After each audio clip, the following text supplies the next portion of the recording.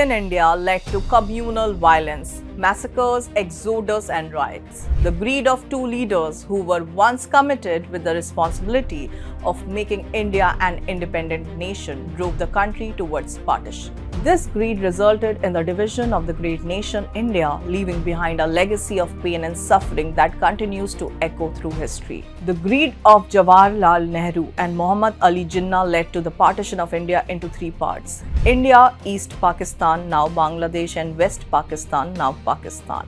The Muslim League and the Congress, despite their differences, were both driven by personal ambitions. Nehru and Jinnah's actions resulted in the deaths of thousands, the forced migration of millions, and the conversion of many through forceful violence. The partition triggered riots, rapes, abductions, and mass murders as people fought over properties across North and East India. Sikhs and Hindus migrated eastward, while Muslims moved westward, leaving behind a legacy of trauma and displacement. Millions of individuals underwent profound losses and endured nights and days filled with horrors.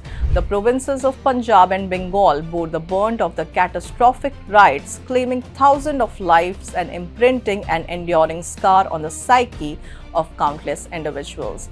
The blunders made by Nehru and Jinnah became their proof for greediness over nation.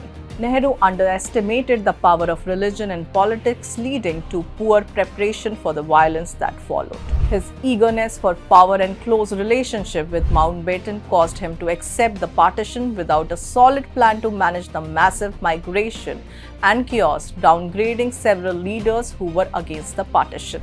Jinnah's demand for a separate Muslim state, driven by his own ambitions and communal politics, increased tensions and led to the tragic division of the country. Their decisions contributed to the immense suffering and displacement of millions during the partition. The horror rooted in India's history will remain until the end. The stubbornness born from foolish greed and the lust for power led to the downfall of nations that were once part of India, Pakistan, and Bangladesh. Pakistan is now one of the most vulnerable states in the world, its downfall driven by the action of its leaders and their support for terrorism. In Bangladesh, the recent coup, initially seen as a fight for democracy, has once again led to the mass abduction and killings of minorities in the country. These tragic events reflect the ongoing struggles and consequences of past decisions that continue to haunt both nations.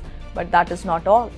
The divisive strategy of divide and rule that led to the painful partition has found new roots in the form of Rahul Gandhi and his caste politics. The push for a caste census aimed at dividing people is on the Congress agenda. Their recent statements suggest a desire for a coup in India similar to what occurred in Bangladesh. However, this will not happen as the nation and its citizens are well aware of these tactics. Indians believe in sovereignty and unity, values that must be upheld and passed on to every citizen on this eve of independence.